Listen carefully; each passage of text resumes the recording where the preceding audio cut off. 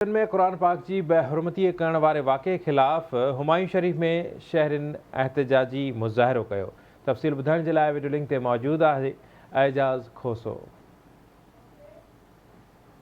Britain में कुरान पाक जे बेहुरमती ख़िलाफ़ पूरे दुनिया में पाकिस्तान में भी एहतजाज कया विया। उन हवाले से हुमायूं शरीफ़ में भी हुमायूं वासिन रैली कढी करे सख़्त एहतजाज कयो वियो आहे। अचो त वधीक उन्हनि सां ॻाल्हि ॿोल कयूं त उन्हनि जो छा चवणु आहे। जेको स्वीडन हुकूमत कुरान पाक जी बेहुरमती कई, पूरी दुनिया जे जेके मुस्लमान हा, जेके मुस्लमान मौजूद आहिनि, उन्हनि जे दिल ते पत्थर किरायो वियो। जेकॾहिं असां चुप करे वेहंदासीं त इहे बार बार गुस्ताखी अमल कंदा रहंदा। जेकॾहिं उन्हनि जे ख़िलाफ़ आवाज़ न उथारियो वियो ऐं असांजी गवर्नमेंट सब्र मां कमु कयो त इहे हरकतूं हू बार बार कंदा।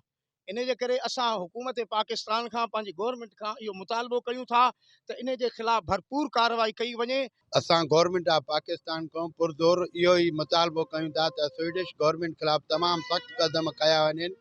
हे वाणिज्य वापार बाद में पहिरियों मदीने वारे साईं जो शान आहे, क़ुरान पाक जो शान आहे। मुसलमान जे मथां जेको हुननि क़ुरान पाक जी बेहुरमती करे मुसलमान जेके भी पूरी दुनिया में रहनि था उन्हनि जी दिल आज़ारी कई आहे, ॾाढी दिल आज़ारी थी आहे। त असां पंहिंजी गवर्नमेंट को मुतालबो कंदासीं त महिरबानी करे उन सां जेके भी तालुकात आहिनि उहे ख़तमु कया वञनि ऐं जेके भी उन्हनि जा हिते सफ़ारतखाना आहिनि उन्हनि खे ख़तमु कयो वञे।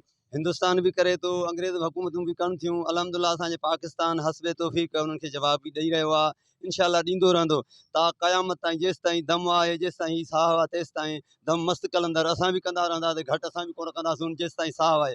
हुज़ूर ऐं हुज़ूर जे आल तां, हुज़ूर जे यारनि दा सिर क़ुर्बान आहे। हे त क़ुरान शरीफ़ जी जेको लारेब किताब आहे, सचे रब जो सचो क़ुरान आहे, सचे रसूल ते नाज़िल थियो आहे। इन खां मथे असां कोन घटि कंदासीं। सिर बच्चा ॿार सॼो पाकिस्तान क़ुर्बान कंदासीं। अवां एहतजाज कंदड़नि जूं ॻाल्हियूं ॿुधियूं। हिन जो इहो ई चवणु हो त पाकिस्तान हुकूमत खे घुर्जे त स्वीडन ख़िलाफ़ सख़्त कार्रवाई करे। एजाज़ खोसो, आवाज़ TV न्यूज़, हुमायूं।